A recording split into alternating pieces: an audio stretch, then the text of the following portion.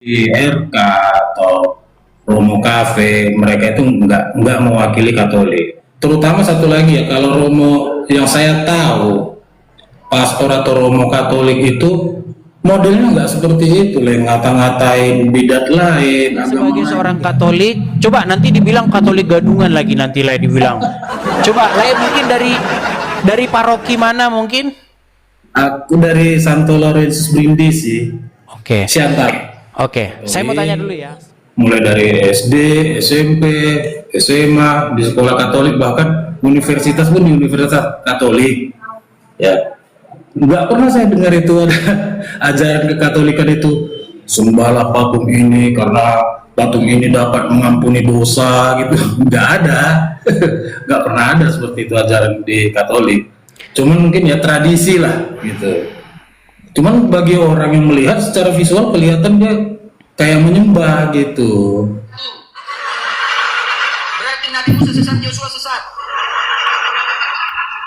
Tuhan yang mengajarkan Yosua dan Nabi Musa menyembah patung adalah Tuhan yang sesat, begitu? Hah? Hei, otakmu. Itu. Jadi kata RK, Tuhanlah yang nyuruh menyembah patung, bahkan Tuhan menyuruh Musa dan Yosua menyembah patung, begitu. Nah makanya saya, berarti memang jangan-jangan ini ajaran mereka, begitu. Tapi saya masih belum ketemu dengan resminya, begitu. Saya masih menganggap mungkin RK itu mabuk atau dia agak-agak kurang apa, gitu. Jadi saya belum menganggap itu ini, Bang.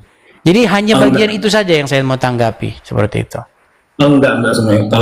Kalau pendapat RK itu nggak bisa kita ambil generalisasi, apa? Itu pendapat dia pribadi ya, terserah dia lah.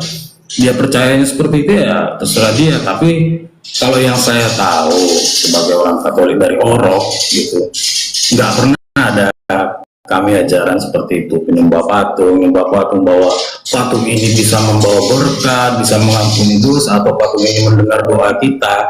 Enggak, cuman apa namanya? Tapi gini Bang, itu statement yang bagus. Tapi ada nggak umat yang berpikir seperti itu? Banyak nggak umat yang berpikir seperti itu? Iya, ada. Nah, justru Bang, dengan adanya apologetika ini, Abang harus membawa pencerahan itu ke tengah-tengah umat, supaya orang-orang yang berpikir seperti itu bisa mengerti yang mana yang benar, begitu. Justru sebenarnya jangan menganggap yang seperti ini itu menjadi sesuatu yang negatif, enggak. Justru ini harus Abang bawa ke tengah-tengah umat untuk mencerdaskan umat bahwa kita tidak boleh mengkultuskan patung. Yang kita hormati itu adalah Bunda Maria. Kita bukan menghormati patungnya Bunda Maria. Jangan kita malah jatuh ke dalam dosa. Karena tapi pribadinya yang ada. Betul. Di dalam patung itu, maksudnya di balik patung itu pribadinya gitu. Tetapi yang terjadi Bang, itu contoh-contoh dalam Alkitab ya Bang ya. Saya kasih contoh. Di dalam Alkitab pernah Tuhan memerintahkan kepada Musa untuk membuat ular tedung dari tembaga, lalu menaruhnya di atas sebuah tiang begitu. Lalu dikatakan, barang siapa yang memandang kepada ular tersebut, maka dia akan menjadi sembuh. Nah, tetapi pada prakteknya di lapangan, akhirnya umat Israel jatuh ke dalam dosa karena mereka malah menyembah patung itu, menyembah ular tembaga itu. Nah, saya kasih contoh lagi Bang. Justru ini Bang, apologetika itu di sini untungnya Bang. Mungkin selama ini mungkin selama ini orang nggak berani ngomong, saya nanti ngomong kemana ya.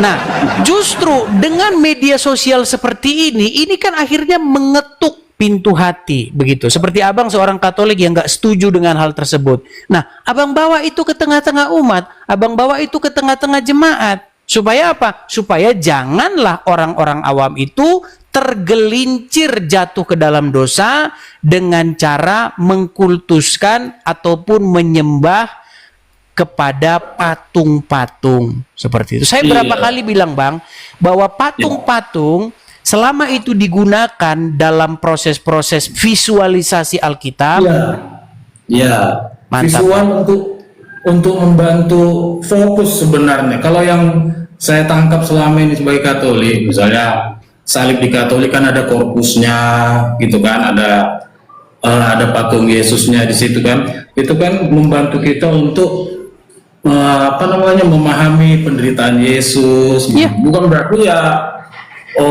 patung dengarkanlah doa, enggak. Nah, kayak tapi gitu. kan ada Bang, tapi kan ada umat yang akhirnya jatuh kepada seperti itu kan?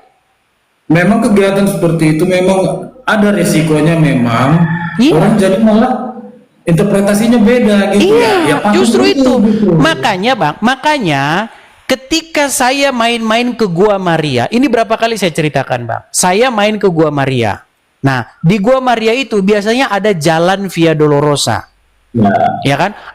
Ada jalan panjang begitu sampai nanti yang paling atas sendiri itu Yesus disalibkan, patungnya begitu. Nah, jadi dari proses berjalan itu orang kan jadi menghayati, oh gini toh. Oh, ada orang lain yang bantu. Oh, begini. Oh, dicambuk tuh. Oh, begini. Nah, dari situ orang itu kan akhirnya menghayati kejadian yang sebenarnya seperti apa. Nah, tetapi kalau misalnya orang itu langsung diambillah, dicuci-cuci gitu, terus dikasih kembang, dikasih lilin, terus begini-begini, itu yang tidak biblikal seperti itu.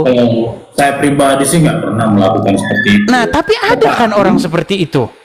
Tetapi ya memang di rumah ya ada, tetapi Iya. saya nggak patungnya itu saya elus-elus begitu, dicuci-cuci. Tapi saya lihat Bang, ada Bang sampai dia bakar-bakar lilin, kasih bunga ke patung begitu kan, terus sembah-sembah, sujud-sujud kepada patung. Ada seperti itu Bang. Ya ada, yang mudah-mudahan di dalam perspektif dia bukan patung itu yang menjadi fokus dia, mudah-mudahan. Tapi kalau saya lihat dari gambar, yang jadi fokusnya malah jadi patung Bang. Saya kasih contoh ya, misalnya ya, kita kasih contoh. Menurut Abang ini gimana? Apakah ini bukan sesuatu tindakan yang berlebih-lebihan sehingga akhirnya fokusnya itu adalah ke patung, meminta berkat kepada patung tersebut?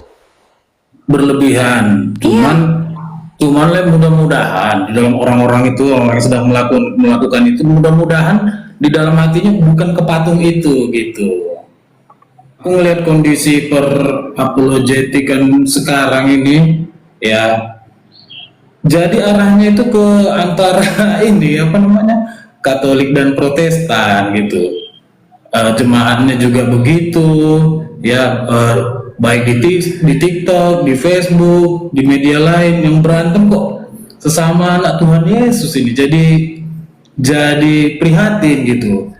Kalau bisa minta pendapat lain, gimana caranya supaya berhentilah situasi seperti ini? Karena caranya adalah menjadikan Yesus sebagai otoritas kita yang tertinggi. Apa kata Tuhan Yesus, itu aja yang kita ikutin, biar berhenti perdebatan. Kalau kita masih mengikuti, kata ini saya, kata itu saya ya.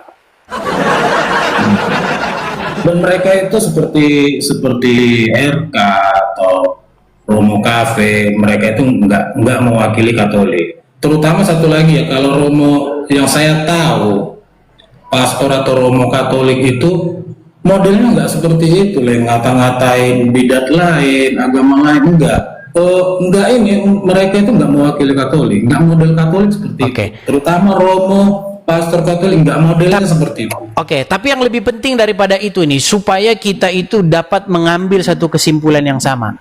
Saya sebagai seorang Katolik, coba nanti dibilang Katolik gadungan lagi, nanti lah dibilang. Coba saya mungkin dari paroki mana mungkin? Aku dari Santo Lorenzus Brindisi. Siantar. Saya mau tanya dulu ya, kita biar sampai kepada satu kesimpulan. Apakah Lai setuju bahwa yang digambar ini tidak pernah diajarkan oleh Tuhan Yesus, tidak pernah diajarkan oleh Bunda Maria sekalipun, tidak pernah diajarkan oleh murid-murid, dan tidak pernah ada dalam Alkitab? Setuju nggak Lai itu? Iya, nggak pernah ada seperti itu. Baik, kalau ada seperti itu berarti sudah selesai. Ya. Izin screenshot lah ya. Sebentar Le. Sip. Tuhan memberkati Le. Tuhan berkati.